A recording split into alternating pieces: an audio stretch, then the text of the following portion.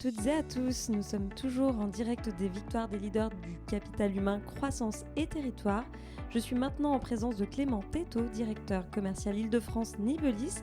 Bonjour Clément. Bonjour. Comment réconcilier les collaborateurs et la fonction managériale ? Quelle question.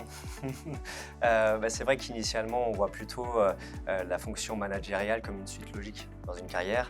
Ça a été largement remis en question récemment avec la nouvelle génération, finalement, qui voit le métier plus comme un moyen qu'une finalité en soi, et un moyen d'assouvir et d'assouplir finalement ses loisirs, ses hobbies, faire un tour du monde par exemple. Donc ça a largement évolué là-dessus. Et c'est vrai que les croyances de la nouvelle génération, c'est de dire si je deviens manager, je vais rompre finalement sur mon équilibre vie pro, vie perso, et d'avoir moins de temps pour ma vie perso et finalement ces différents loisirs. Et c'est vrai qu'on constate que 3 managers sur 4 déclarent qu'il y a 3 heures par semaine de déclaratif, d'administratif qui va finalement alourdir finalement cette charge de manager.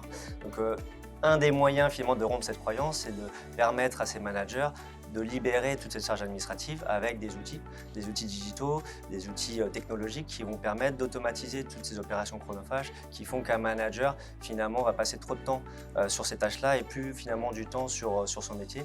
Et donc c'est finalement ça que je vois aujourd'hui, un des éléments en tout cas qui permet finalement d'aller plutôt sur des missions à forte valeur ajoutée que des opérations chronophages, et peut-être finalement derrière de réconcilier ces fameux collaborateurs qui hésitent à être manager, à se dire non, j'aurai pas toute cette chape administrative, mais je vais pouvoir vraiment me concentrer sur mon métier.